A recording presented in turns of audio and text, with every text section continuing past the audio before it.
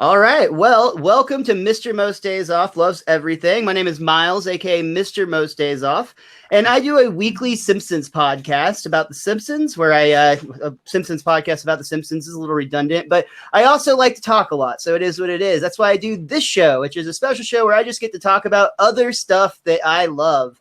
And today this is one of the first topics I wanted to talk about when I started this show because I love it so much. It's one of my favorite things I've ever gotten to do. We're going to be talking about scare acting today, which is people that dress up and put on scary makeup or masks and try to make you piss your pants that you pay good money for.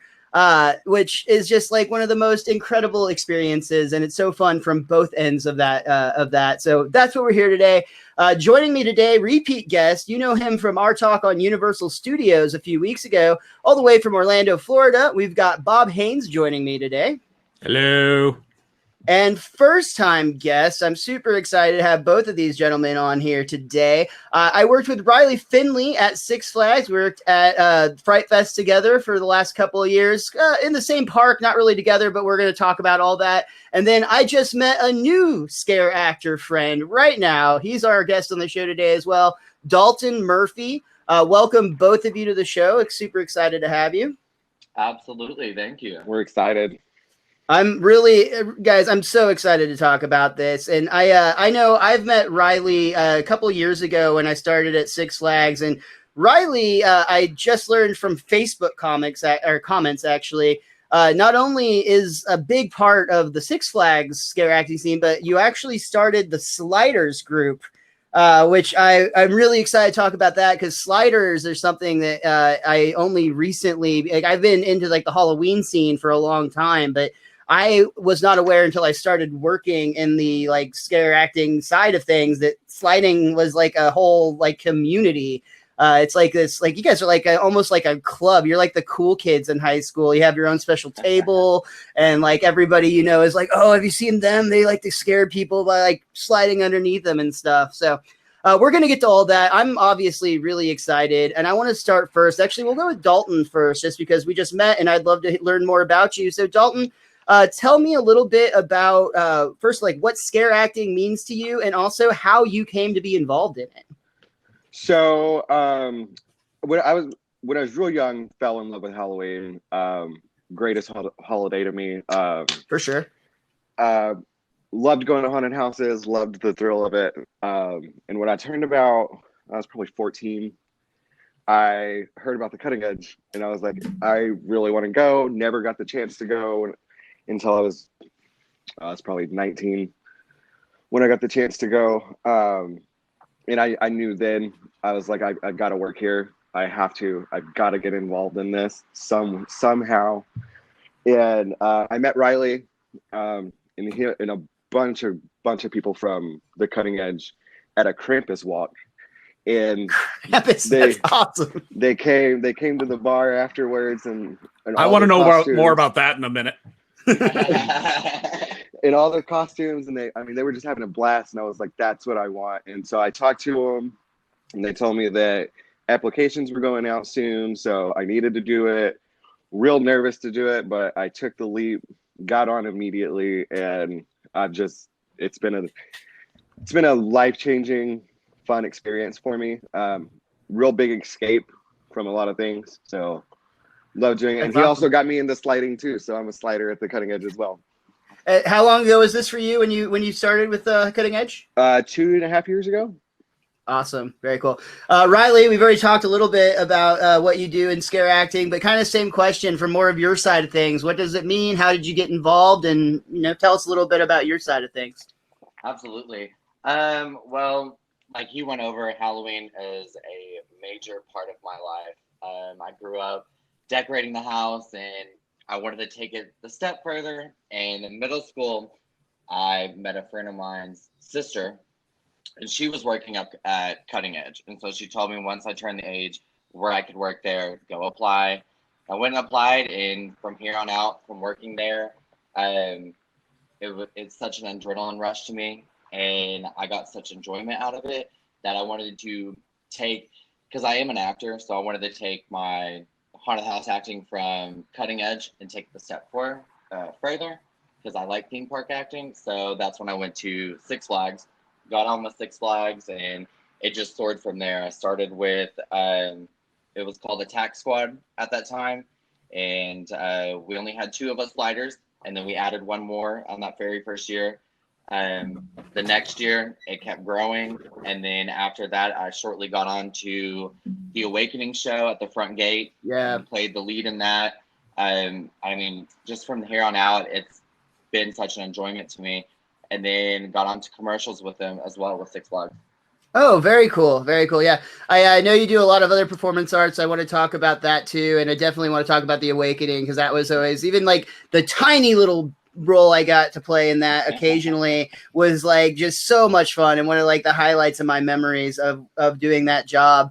But first, let's hear from Bob as well. Now, Bob, you're not actually a scare actor, but you do go to what the hell am I Nights. doing here? I'm just like a fan. That's all I am.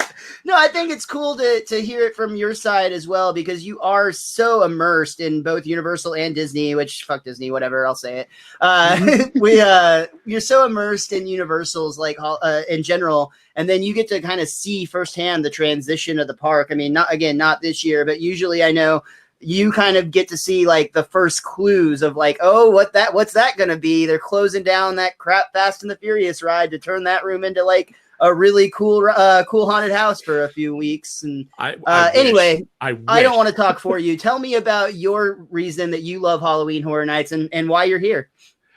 Basically, it's kind of like I'm trying to reclaim time. When I was a little kid, I got to go out and trick-or-treating. And then I guess like as a teenager, Halloween got taken away from me. Combination of it was raining on Halloween night, or my family would decide to schedule family photos on that night. Oh, I didn't even realize it was Halloween. Yeah, you lying. And then at some point in my life, I got to the point where I felt I was too old for trick-or-treating. And then basically I went off to college and I was like, man, I really like Halloween. Christmas is cool. Halloween's the shit. That's where you just go out and have the most fun. Try to keep it legal for your state. But then I started going to Halloween Horror Nights, and wow, that's where I really started. I really felt like I was a kid again. It's like, oh man, it's really hard to scare me today because, at a certain point in your life, you see so much. It's like, oh, okay, you know what? I'll just escape into this realm. Oh, you want to tell me a story about a fish that lives in this submarine that's taken over and he's jumping out? It's like, sure, I'll get in on that. Great. Yeah, that's awesome. That's awesome, dude. The scare zones and the haunted house runs, absolutely love them. I would love, if I had the finances, I would build one in my backyard and let people, hey, just walk on through, come on through, and probably scare the crap out of you. So before I actually got on with Six Flags, I used to build like little mini scare like haunted houses in my driveway on Halloween. But it got to the point that I was making them so elaborate that I would have kids would not walk through them. They'd walk to the edge of the street. They'd walk across the street and around, and they would just completely. So like on one hand, I'm saving money on candy, but on the other hand, I'm just doing like a lot of work. Like, I mean, like it's a ridiculous amount of unpaid labor just for this stupid like couple of hours on Halloween night for me to like laugh as the kids are too scared to go through. And like I've had, people like falling over, running away from me, which is just a thrill. And then eventually I'm like, I could probably get paid for this if I let somebody else cover the cost of the haunt itself. What was your favorite scare? That I ever got? That you gave to someone. Yeah. My neighbor across the street, they're like sister, essentially, an adult woman came over to like see the kids on Halloween. Did not know I was walking around on like my front driveway, and I just did like the like Michael Myers type of like lurking at her. And when she realized I was there, she made eye contact me and she started backing up and she fell into a hedge, like a set of hedges.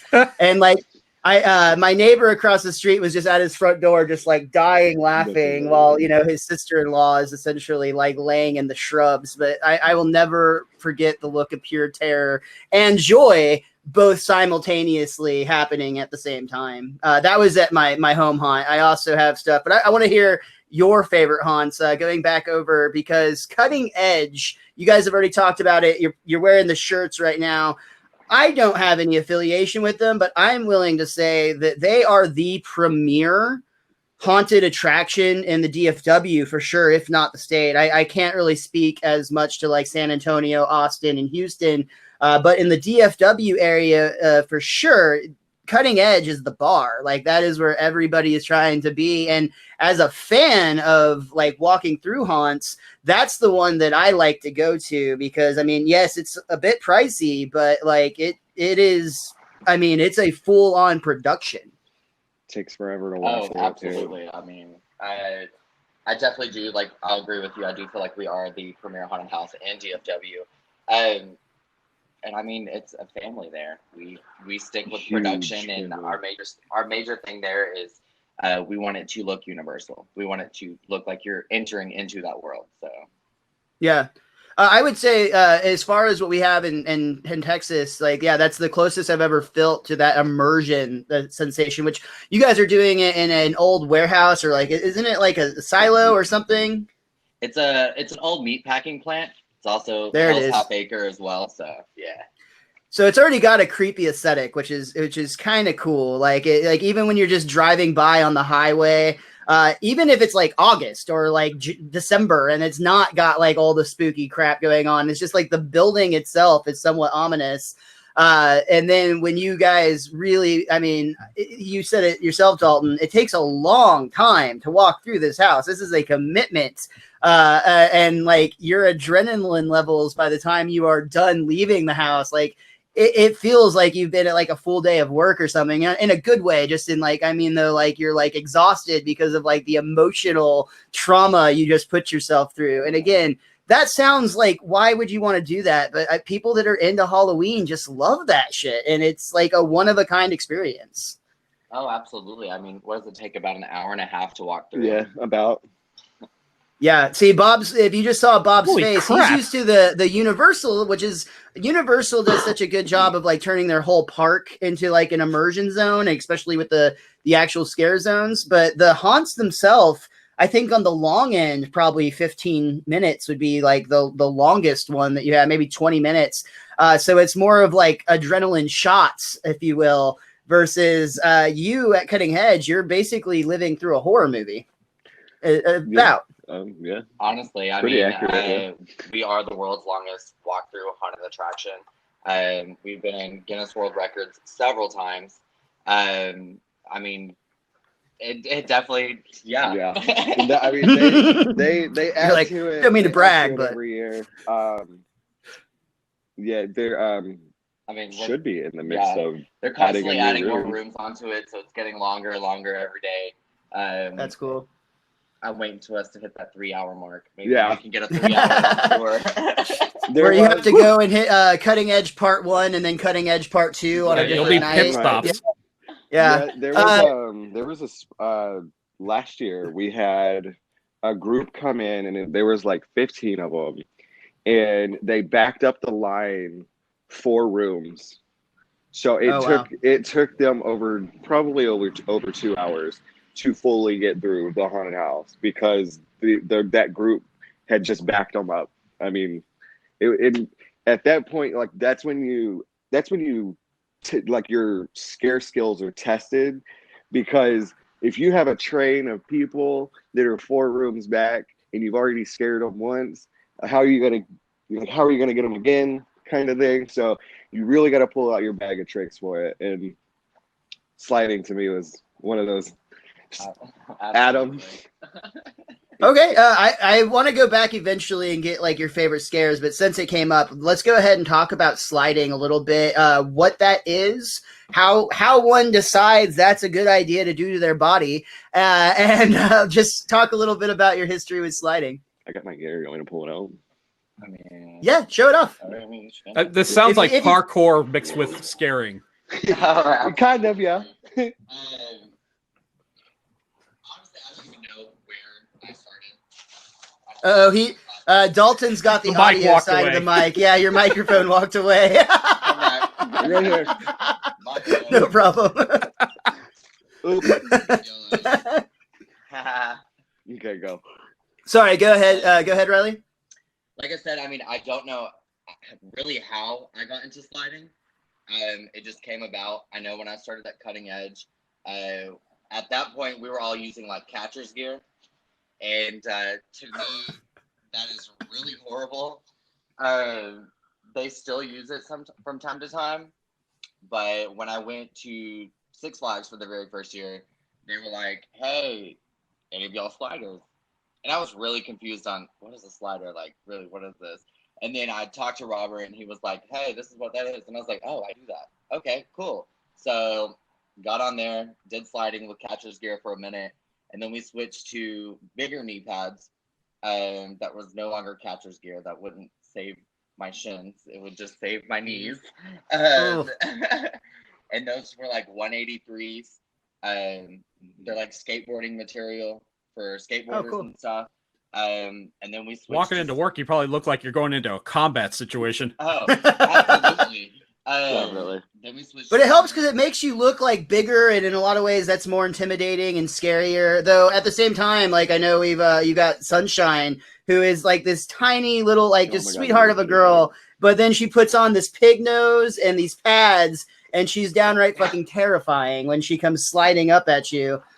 So I guess not always bigger and badder is right, but to some extent, Bob's right. It does like it gives you like these big bulges and like your elbows and your knees, and you look like you're about to fuck somebody up. Yeah, so this is what I use now. Scabs, vert skateboarding knee pads. Cool. Slide on those. The rest of it you got to kind of make yourself. honestly. It's like a DIY project. A lot of times, go ahead, Bob. It sounds like the tales of an independent wrestler assembling his own gear. Yeah, honestly. Same thing. They even got the mask and everything. And so- your gloves. Just in case anybody is like still confused, literally what these guys do is they get like some momentum going and they just throw themselves down on their hands and knees, sometimes leaning back, sometimes leaning forwards, but it makes this nasty like grinding sound. And then I've also seen, I'm not sure if it's something you put in your hands or something on your knees, but it like sparks essentially, which can really add to the element of fear. Oh yeah. Usually what it is on our hands that makes it spark is flint. Like you can get flint anywhere from. A lot of people use like the razor scooters. You can go buy the flint to put on the back of a razor scooter, and they put it right on their hands. E6000 it right there and take off running. Oh, that's fantastic. That's it. So, do you remember the first time you got asked to do a slide, or like, do you remember like your thoughts going into like, is this real? Am I being punked right now? Yeah, no, I definitely do. When I first, like I said, when I told him that I could slide, I really didn't know what I really got myself into at that point. But the next day, I think did we get called in that day? Or, I think Yeah, sure, I can do that. Later, What is and I it? was like, I got this. I mean, I didn't have all my gear with me. I just had my catcher's gear. At that point, I wasn't even using gloves, and which was really bad. Not a smart move. And we did it, and he was like, all right, cool. I like that. That's what you're going to be doing. And I mean, like I said, it just soared from there. That's cool. That's cool. And you also mentioned you talked about the family aspect, and we talked a little bit about that. That's another thing I love so much is I have so many friends that I literally only ever see a couple days or a couple weeks out of the year. We're covered in blood and guts because I always played a cannibal character, and I'm friends with them on Facebook, and we'll like chat and interact. I mean, I reached out to you for this through our interaction with that, and like there is like this family bond that you get and experience. And I see that maybe is most prominent in your sliding group from what I've seen. And you guys seem, like I said, I made the joke about y'all being the cool kids. 100% true. But also you're like the prominent figures in the show. Like you did the Awakening, which at Six Flags is essentially the like big show of the night. It's like a one-time performance every night. And the idea is that's when the park goes from being like kid friendly to like the awakening of the dead and the damned and whatever happens to be lurking. tell us a little bit about that side of the production, because that's something that I have almost no knowledge of. Yeah, absolutely. Well, like the Awakening, Bob, it's kind of like how Universal does with the Purge theme, where they do where they all start walking out, and then it's like attack or whatever, and they run out at you. Essentially, that's what it is. Uh-oh. We lost him. Oh, there. You're good. My bad. Someone was trying to call me. Right? Oops. He knows I'm in a podcast thing right now. Never happened. Yeah, it's Dang fine. it. So Awakening, when I first got asked to do it, Robert was like, I mean, man, you have the right height for it. And I really didn't know what I was getting myself into. He does know that I'm an actor and that's what I do full time. And he was like, all right, cool, I need you to read the script. So I read the script, went in, and he goes, well, how do you feel about playing with fire? Well, at this point, I'm like, what do you mean playing with fire? I mean, I already throw myself on the ground in catcher's gear. It seems like I'm already playing in fire. Honestly. So the very first day of rehearsal, they just roll out this huge casket. And I'm like, oh, okay, cool. So actually, a couple of our girls that are on our slider team was there as well, and they're playing the victim. I'm not going to. Oh no, people keep calling. You're too damn popular, Riley. I'm going. Everybody ignore Riley for the next 45 minutes, please. They definitely will get a talk to after this is over. Especially since I'm going to see this person at the lake. So, but no, a couple of our girls are there. Like I said, I'm not going to ruin the illusion completely because that's not who I am, and I did sign a contract on not ruining an illusion. But is it the Magician's Code? I'm just kidding. Yeah. They put the girl in the casket, and I light her on fire, and it's like a human cremation. And so the walls come down, and she's cremated, and all you see is her bones. So I'll let the viewers' discretion or make up how that happened.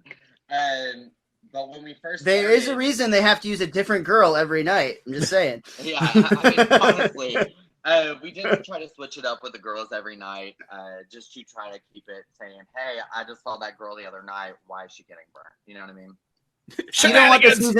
You don't want the season pass holders catching on to the bit. Okay.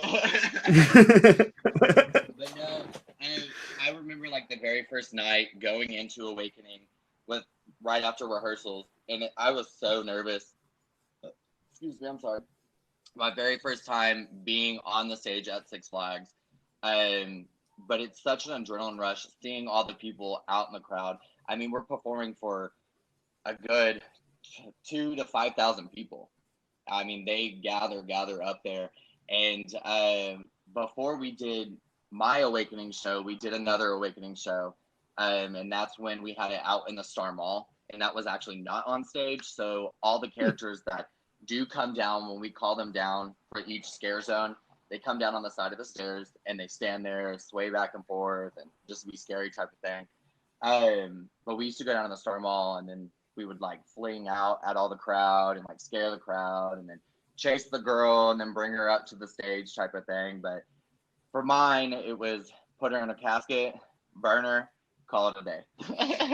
And what was the character you played? I'm trying to remember. I played Sadhu Ka.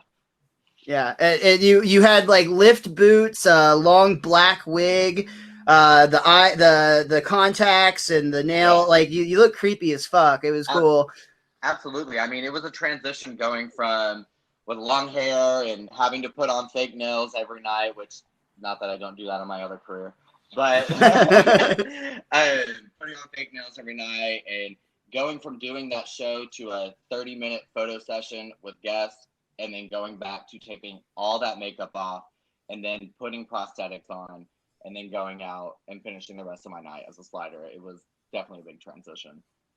But also it sounds like it's a good way to just keep your night fresh. Like it's not like you're doing the same monotonous thing. Like any job, even a job you love, if you're doing it over and over and over again, you get that sense of boredom, but you're always getting to do a little bit something different, which sounds really fun. It was a really cool show to both watch, and the few times I got to be a part of it, the people that get to lunge out at the crowd, another just highlight memory. When you're kind of like, the idea was like we would be in our trance, and the like god of the demon in charge of Six Flags is Fright Fest. I can't remember the name, but another just creepy bastard character would come out and like, what is it? It's Morox, and the female is Candescence. That was with me. There it is, Morox and Candescence. Yeah, it was a cool show, but the idea would like Morox would like turn us from like dead zombies who were like in a trance and would like unleash us onto the crowd. So in that moment when you're like pretending like you're not there, to like you snap in and like get to attack the crowd. It just like you'd see children like their faces would just like turn to terror, and it was like the most joy I've ever felt in my heart. I mean, my mom took videos several times when she was out there to video me up on stage, and there's just one video that stands out in my mind. You can hear the kid in front of her just bawling, crying, and we're not even. And I think we were just walking out on stage, me and Candescence, and we were just starting, and she was like, "I'm scared. I want to go home. I want to go home." And I'm laughing so hard watching this video, and I'm like, I feel her pain. If I was a kid if I was her age, I'd probably be doing the same thing. And I just want to take a pause there and make it very, very clear that we're not bad people. No, These customers pay for this experience. They actually want the fright. So we are just entertaining them in a very unusual way. But like I realized like all three of us just kind of talked about like, oh yeah, I made a child cry, and it was hilarious. To clarify, that's what they were paying for. It's totally fine. Bob, going back over to you and Universal for a second, because we talked a lot about that. That was kind of the show for Six Flags as far as that goes. And then the rest was mostly haunts and a few scare zones. Couple of other smaller shows that they would do, but Universal kind of has a more mixture, I guess you would say, where there's some comedy shows, there's some horror shows that's interspersed amongst the scare zones and the haunted attractions. So talk about some of your favorite shows that you've seen over the years at Universal. I know one of them we both share is the comedy show, the Bill and Ted's like parody review or whatever. Yeah, the rest in peace, Bill and Ted's I can't remember the full title, but it was like Bodega's Journey or something like that. And it was fantastic. It was great. It's like Bill and Ted come out with the phone books, and then they allow like Frankenstein's monster and like all these other horror characters come out, and they like do a song and dance routine. It was basically Beetlejuice's review, but it was Bill and Ted. It didn't make any sense, and it was hilarious. It was great. And that went away, I think, 4 years ago, I want to say. They replaced it with a couple other shows. But for the most part, Universal does about 6 haunted houses where they're based off of popular IPs, and then 6 original houses.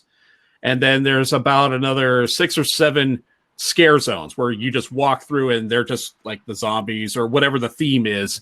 Like, I think it was last year. I'm getting some of my years mixed up. That's how much I miss Halloween Horror Nights. They did Zombieland, I think. Zombieland last year, and they reenacted. Double tap. Yeah, they reenacted some scenes from the movies right there in the streets, like where Tallahassee's in like the box, and he's just shooting his way out with all the zombies walking around. It was really cool. They did Killer Clowns from Outer Space. That one was memorable. Fun. And I always felt that the original houses, the one that don't have any connection to any IP, those always seem to be the better ones. Like they had one called Slaughter Cinema. And it was basically you're walking from room to room where it's these generic, really borderline copyright infringement C-list movie horror characters like the wolf person and the creature from the Murky Lagoon. The Swamp Yeti. That's what they called it. Yeah. It was great. It was awesome. I had so much fun in some of these houses. But some of them, like I think it was last year they had Us. That was one house that actually scared the crap out of me. Because you're going through the thing, you're reenacting scenes from the movie, and then you go in this large dark room, and there's about 50 people all dressed in orange jumpsuits, all staring dead eye straight forward. And you could tell some people are mannequins and some people are real, but you can't tell until they move and jump out at you. And I was like, I don't want to be in here anymore. I want to get out. This is legit scary. So those moments, those are the moments I absolutely freaking love. Absolutely. That's so cool. Now, Dalton, you mentioned earlier that you were a fan of horror before, but the scare acting, was that your first step into like acting and performance arts, or do you have a performance arts background as well? Kind of. So I do charity work also. So I perform like lip sync numbers. So I have a performance background. Awesome. Kind of thing. But when it comes to like acting and stuff like that, scare acting is what got me there. Very cool. Yeah, I know. I was going to mention, I know Riley does a lot of drag performance, and I was going to ask if there's crossover in your mind. I know it's got to be different, but like, is there, what would you say like this, like the similarities and differences are with those two performances? The mascara. Yeah, yeah, the color of the makeup. As far as the crossover part of it, which is cross funny because like cross dressing, I guess. Cross dress. Yeah, I see what you did there. Honestly, the only thing I can think of is I'm scaring a person dressed up as a zombie or a clown, or now I'm scaring a person dressed up as a man in drag. Okay. I was going to say, do you do like horror performance, or do you do more comedic performance when you're in drag? I mean, it varies with me. I like to look at myself as a chameleon. Okay. I can go from doing straight up beauty to dance to comedy to, I have done a lot of Halloween themed drag. Oh, cool. I mean, it really just varies with me. Yeah. I have limited experience with. I've been to a few drag shows. I always have a good time. I got to perform one time. I do stand-up comedy, and I got to perform on a variety show where there are also drag performers. Oh, it's such a good time. But I never even thought about the idea of there being like a Halloween or horror theme to drag. That's something I'm gonna have to look into. That sounds really cool. I mean, there definitely is. The main area in GFW that you are gonna find that edgy aesthetic of drag is like Deep Ellum. We have a friend named May Graves, and that's all she does. Is it straight up edgy clown, gothic. It's right. I mean, it's super cool, and I love that aesthetic of drag. But I mean, you can also check it out. It's on Netflix. It's Dragula, and cool. Nothing but horror themed drag. And I was actually going to bring up too some of the documentaries that are awesome. Oh, and actually, Todd, the 206 Geek, just asked about it. That's funny. I didn't even see that, but he's asking about Haunters, the Art of the Scare on Prime Video. There's actually several now movies. I watched one on Shudder before this conversation just to kind of, have it in my mind. It was called Spookers, but basically there's so many documentaries that are about the idea of putting on a haunted house, both professionally and privately, like people that just spend the time to do this at their home. Have you guys had the opportunity to see any of those films? I've seen Haunters, the Art of the Scare. I've seen, The House is October Built. Nice. Those I think are some underrated gems that I've watched some of those multiple times just because it's so fun to see somebody who has that much passion for something that we share that passion for. Absolutely. I know on House is October Built, our cast mom from Cutting Edge is actually in that. Oh wow, that's so cool. That's awesome. I'll have to rewatch that one and keep an eye out for her. Yeah. So Bob had brought it up earlier, he asked me, and I definitely wanted to bring it back around to you two because you guys have frankly done a lot more. I've just got to dip my toes in scare acting. I absolutely love it, but it's like just a thing I get to occasionally do, whereas you two seem to have made seemingly more of a career out of it, or at least a major part of your career out of it. So share with us some of your top scare moments or just some of your favorite memories from working in a haunted house. Oh God, there's so many. Yeah, there are so many. I think my least not so favorite was getting Spartan kicked. That's always fun. That's Wait, what happened? Getting Spartan kicked. Yeah, it's not great when that happens. And that was actually a cutting edge. I was winded for a hot minute after that. I was out. Oh my gosh. Probably about 30 minutes, and then yeah, getting Spartan kicked or having a big 350, 400-pound guy come through and you kind of jump out and scare him and he just straight to the face. Yeah. Occupational hazard, right? Fun. Yeah. Oh yeah. I guess that's why they teach us lead with your hands. Yeah. Stay with your hands, not with your face. I think my highlight was, what was it? About 2.5, 3 years ago when I scared a guy out of his prosthetic leg. That was my best. And then he takes his leg, picks it up, and somehow scurries away on his one leg. That was great. Wow. I can't top that one.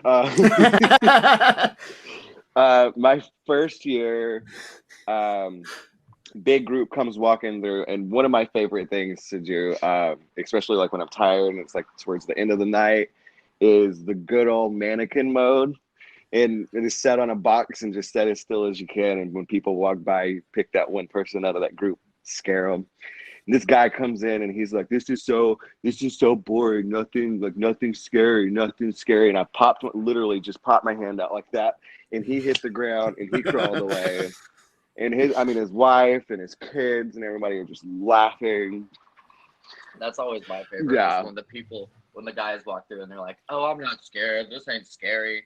And then you get them and they're like, okay, I'm done. Yeah. I'm scared now. And I'm like, don't tell us you're not scared. Do you target those guys? Yeah, I was going to ask, describe your mark. Who do you go for in a group? The gay guys. It's easy. the gay guys, the drunk straight guys, the ones that are holding their girlfriends, trying to protect them. Because they're like, you're not going to get And they're the me. ones that'll turn and use their girlfriend as a human shield. Always. Either that or they'll push them out in front of you so you're bogged and then they'll take off running. Take her, my life's more valuable. Yeah. The kids that try to, especially being street actor at Six Flags, the kids that try to mess with you the most, I like to go after them just because I can find my way around and get behind them without them knowing. Yeah. Right. It's game over after that. Yeah. My 100%. favorite one from last year was working laser. And this girl came in and she'd already been crying. Which is 3 rooms into the haunted house. Yeah, literally 3 rooms in. And she's bawling her eyes out. And she's probably 25, 27 in that range. And she distraught. And I popped out, just took a step out in front of her. And she goes, I'm going to throw up. And she hit the ground, ended up peeing, ran out, ran out, and puked everywhere. And it was one of my greatest ones from last year. Dude, that's so funny because my claim to fame in the Piggy's Bloodshed house at Six Flags is I actually similar story. I scared a woman so bad she collapsed into the fetal position and then she actually just threw up in the house. And we actually had to they had to turn the whole thing off. They had to bring in the cleaning supplies, reset everything. We need a box of Tide. That's so wild. I literally remember that exact night. Wow. Well, you have me to thank for that. But that was, I'll admit, I think I had alcohol as an assist on that one because I'm pretty sure she was drunk when she threw up. Obviously, that's going to help my cause. But it was still really neat. And again, it makes us sound like terrible people to celebrate this. But at the same time, again, they paid money trophies for this experience. Absolutely. I will say, I don't know if y'all seen, but Fright Fest is actually taking place this year. Oh, I actually did not know that. No, I know that Universal is not. They have called the cut. Interesting. And honestly, I don't blame them for calling the cut on it. It's a theme park. You really can't make people social distance. And Yeah, it's really especially in a nice. haunted attraction, it kind of, by the Yeah. nature of things, compacts people. I mean, you A little see tricky. people literally, strangers like will suddenly become besties as they're going through just to like have that human Yeah. consolidarity. Oh, Oh, yeah. absolutely. But it's no longer called Fright Fest. Just because it's going to be downscaled a lot this year. It's now Hallow Fest. And they're only hiring like 25 to 30 people to work in the whole entire park Oh wow, as scare actors. They're high profile characters, but I think they're getting paid more this year, which is a bonus. interesting. Tip Um, tip. Yeah. I know our slider team was like the highest paying out there. We were actually getting performer team pay, which I was okay with. But how they're going to social distance the actors is either two ways. They've mentioned that they're going to be up on like 7-foot platforms up in the air, and you're just going to have to be But animated the 7 whole feet is time. more than 6 feet away, right? Exactly. You're just going to be animated the whole time, or they're just going to section off like a different area for all the scare actors, and you have to walk down this certain path. But you do have to scare people with a 6-foot distance. I don't know how it's going to work. It's going to be different. It'll be a challenge, but I think it will. I mean, it'll work to some extent. I think it's smart that they downplay it a little bit and not keep it with the same Fright Fest appeal, because simply put, I don't think that in our current circumstances you could have that full-fledged that experience. Right. Safely. I mean, I know. I guess the real fear is catching the virus. Sorry. Yeah. I know, like Cutting Edge, we're not opening this year. But there are some local haunts that are opening. I know, like Moxley Manor is going to be open this year. I'm not for sure on any others, but it wouldn't surprise me if they do open. I was actually a little surprised by Universal's decision, both in the sense that they already opened the park and they're in Florida, so you just expect the craziest outcome possible. But the fact that they're not doing anything seems strange to me. Are they like dressing up the park at all? Do you have any insight over there from that, Bob or Riley? I can tell you that they have a seasonal Halloween shop that they open every year. They had opened that, and I saw people were reporting on Twitter that they were doing light tests for the fountain show where they have projections and water effects and lasers and everything. And people were saying, hey, yeah, they're testing out the what they're going to do this year. And there have been a couple of reports that this IP might be a house and that IP might be a house, and it looked like they were really, really close before they just decided, all right, we're going to have to pull the plug. And when they did that, I noticed they were the only ones. Busch Gardens, they're still doing Howl-O-Scream. A couple like Petrified Forest is still going on, but I also noticed a number of drive-through events are starting up where you drive through a path and the scare actors are outside your car, which I'm more worried about the guy behind me if he gets spooked and just floors it. Yeah. Thank you. Yeah. Honestly, we have one out here. Reindeer Manor just posted it, and it's a drive-through, which they're doing. I don't feel comfortable scaring people in a car. Yeah, dude, like getting punched or Spartan kicked, as you put it earlier, is that's an occupational hazard. But like, if the dude in the car gets scared enough that he's going to run you over, that's a whole different like interaction. Like, that's a big deal. 10 times bigger liability than just getting punched or Spartan kicked. Yeah, and plus obviously the safety to the actors and the participants would be the priority, but then they taking it a step further and looking at the danger to the property. I mean, think about how many people come through the haunts intoxicated.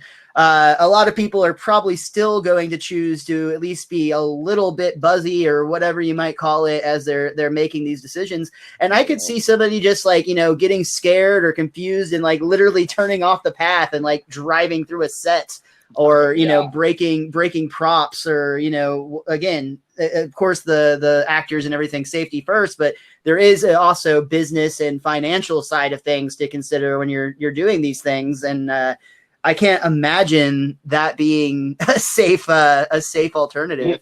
Oh, absolutely. No. No. That is disappointing to hear about Cutting Edge, but I completely, again, in today's age right now, I mean, I don't really blame anybody on any side for making a decision when it comes to their business, because everybody's just trying to figure out what to do in the safest way possible. But it's interesting about Six Flags. Maybe I will be interested in going back. I'll have to look into that. I just assumed it was dead, honestly. I will say the audition process this year for it is completely different. It's all online, so you have to send in a 30-second video of you Cool. and character, and they didn't give you Awesome. a character option. So if you have a character, might as well use it. May as well get it out there on tape. Super cool. Yeah. Super cool.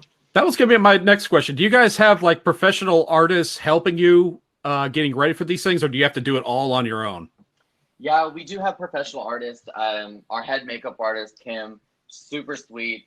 She hires a team. They're all contracted in, and they all paint us up. We have costumers that put us in costume, and we just go out from there. More of the easy kind Same of going thing. guy. Same thing It with is. Cutting Edge. Oh, very cool. I just put do her you- on and go. You primarily work in the mask, Dalton? Yeah, for the most part. There is nights that I'm like, let's switch it up a little bit and paint me as a clown instead of me wearing the mask. Sure. But I for the always most found part, personally the mask to be very uncomfortable. I would wear one occasionally, but I much prefer the makeup versus the mask. And also, I feel like I lose a lot of being creepy. Honestly, I feel like I can use my own face is creepy, is what I'm trying to say. Now, I can use like my own facial expressions and like little ticks and like give you like this little smirk at the right time. yeah, That I feel like I lose when I'm working in like a mask. Plus, I sweat like crazy regardless, and that just doesn't help anything. yeah, it definitely gets hot. I mean, when you're working in a room that's 95 plus degrees and running yeah. around and sliding, and the mask, you have to go backstage and pull it off for like 10 minutes and like, I mean, that's Just to what- breathe. and then go back in. But The worst part. You mentioned the family. Oh, sorry. Go ahead, Riley. Oh, you're fine. Worst part is Cutting Edge has no air conditioning, so the whole entire haunt is hot. And if it's cold Ooh. outside, like we've It's done cold. Christmas shows, you better be bundled up because it's cold. And I mean, it's several different floors. There's 4 different floors on there, and if you're down in the basement floor where we have Uncle G's, it's gonna be freezing. freezing cold. See, I was fortunate that I worked in, I think, like the only one of 2 air conditioned haunts in at the Fright Fest. So like I actually worked in the kitchen room, which had a vent, and there's definitely times where I'm looking ahead and I'm like holding my costume down, like letting air run through. And like really hoping that like a person doesn't come through like while I'm all cannibaled out like this, like Yeah. That's a different horror show. yeah, it really is.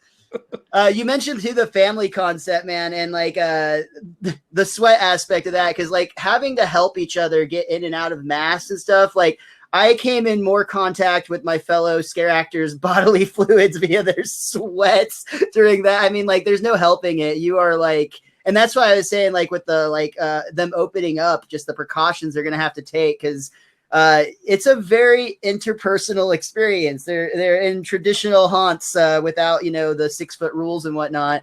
It's a very intimate experience that you get to have while you're going through. And with that said, you really do have to put a lot of trust into the facility that they're going to hire good people, that they're not actually really going to hire a creep or a psychopath who's going to use the opportunity to take advantage of the situation, and vice versa. There's definitely from the actor side, I know there's a few instances where I would actually have to get a security guard to be, because I would never break character while I'm out in front of a group, even if I was being threatened, but I'd immediately remove myself from the situation and get a security guard. And if you don't have that trust that you're in a safe environment, I think that would take away, for me, I feel like it would at least take away my ability to scare people. Like you have to be comfortable in order to get to that place.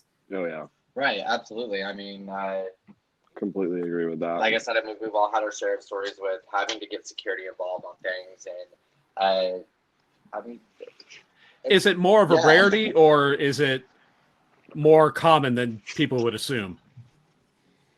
You mean getting hit? Oh, yeah, where you need to get security involved in some way. It's more common. it is definitely more common. I know at Cutting Edge, the security gets called every single night. Yeah. But we also, with at Cutting Edge, which I love and I think is awesome, is you have, I mean, even with that Six Flags, you do have your security guards that work in haunts, but with Cutting Edge, they're constantly walking through your zone. So you see them like literally every 3 minutes. Yeah. They're always walking through saying, hey, are you good? Or they're going to come in and say there's a crowd that's walking through that is very rowdy. They have already touched a lot of mannequins and tried to like do stuff to the mannequins, knowing that it's not a person, but they're going to walk right in front of them or they're going to walk right behind them and make sure they're not going to do anything. And as soon as they do, they're pulled out, they get a fine, simple as that. Now with Six Flags, Six Flags, it's a little rougher because we are out in the areas, in the streets and stuff. Like I said, I mean, my very first year that I started sliding and stuff out there, I got physically attacked by a man, went and pressed charges on him because, I mean, it was out of nowhere. It was completely stupid type of thing. And so, I mean, that situation does happen every single year. And I know we had a really horrible incident happen. I mean, you get the idiots that come out on what we call fight night, and that's when you have rivalries of schools. They'll come out, they'll start a brawl. Well, it wasn't last year, it was the year before last. We had 2 different gangs come and just go at it right in the middle of it. And one of our girls got stuck as we were trying to like haul straight to one of our buildings to get like in our safe zones.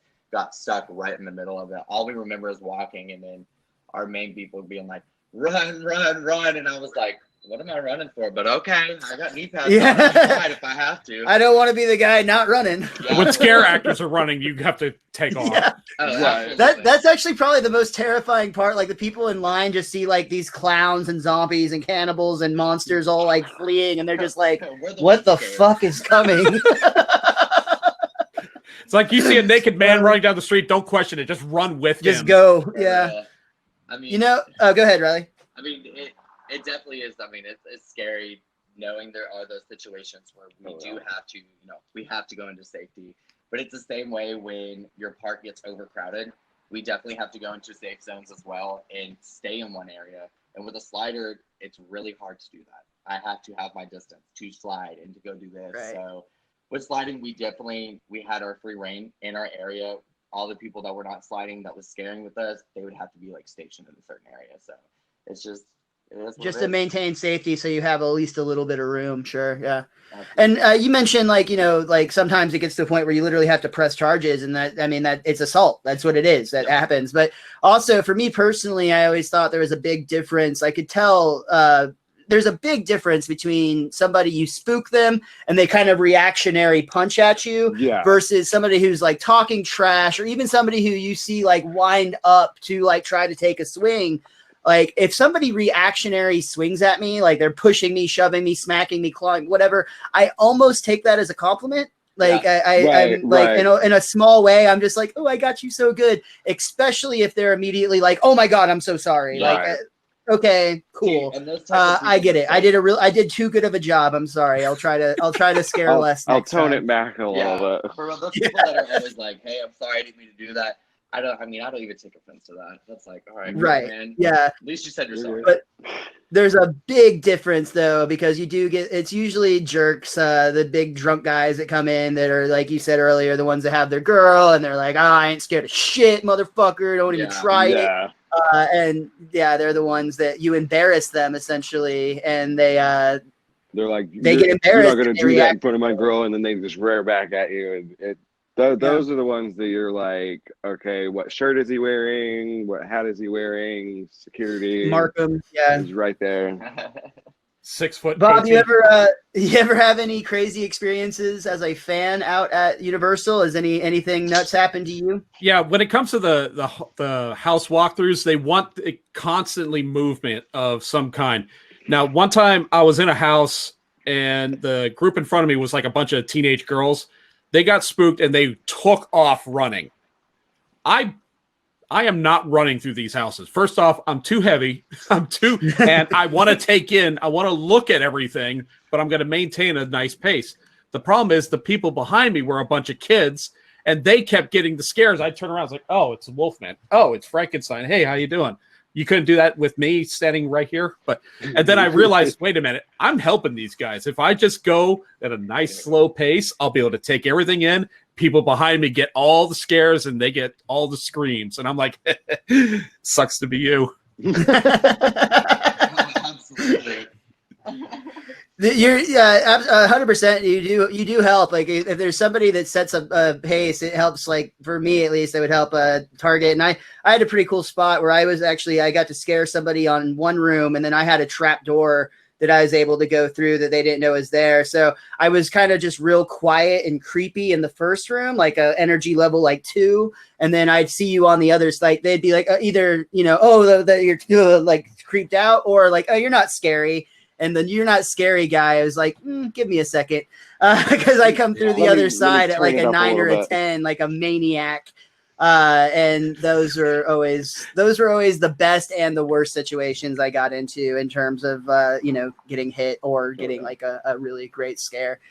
But guys, we're actually getting close here. We've got only a few more minutes, and I want to make sure you have the opportunity to promote anything. If you have social media, want people to follow, if you have upcoming shows, anything of that nature.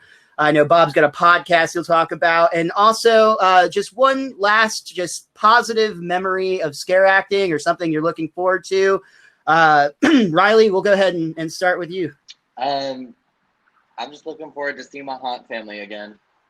That's Hell yeah. honestly it. Yeah. Well, That's great. since my haunt's not opening, I guess I'm really excited for COVID to be over so we could open. We all are. Do you have any? Are you going to try to audition anywhere else just for a temporary? I'm gonna apply at solution? Six Flags this year and see Cool. if good enough. Awesome. Do you guys have anything you want to plug? Any upcoming performances or shows or social medias? Like I said. Yeah, absolutely. I'm now a part of a paranormal investigation group. Oh my God! I meant to ask. I saw that literally this morning, and Let's talk about that for the next 4 minutes. Yeah, you got a couple minutes. Talk about it quick. So, me and myself, myself and my 11-year-old medium partner. We started this paranormal investigation group. We just put out our very first episode on YouTube. It's called My Paranormal Playground. So if you want to go check us out on YouTube, give us a follow, share us, whatever. We're also on Facebook under My Paranormal Playground, Instagram, My Paranormal Playground. We've gotten some wild footage in it. I mean, it's super fun. I love the supernatural side, the paranormal side of it. And the very first place we did, we had so much activity. Were you at the Wellspring Hotel? No, we were at the Haunted Hill House in Mineral Wells, Texas. That's Mineral Wells. Yeah, that's what I was trying to think. Yeah. Oh my! Like I said, I literally just saw that this morning, and I had every intention of asking you about that. But good news is, I'm going to want to talk more about like haunted stuff and Halloween, and I definitely want to have you back to share your insight, especially now that you are a paranormal investigator. I think that would be really cool to have you back to talk about. Absolutely. I know in October we're going to be at a Halloween festival in Mineral Wells with our own booth and stuff, and we'll also be doing investigations at the Hill House that night as well. Super cool. What about you, Dalton? Anything you'd like to plug, sir? Not really. I mean, you can follow me, add me on Facebook, Dalton Murphy. You'll see my pink hair clown.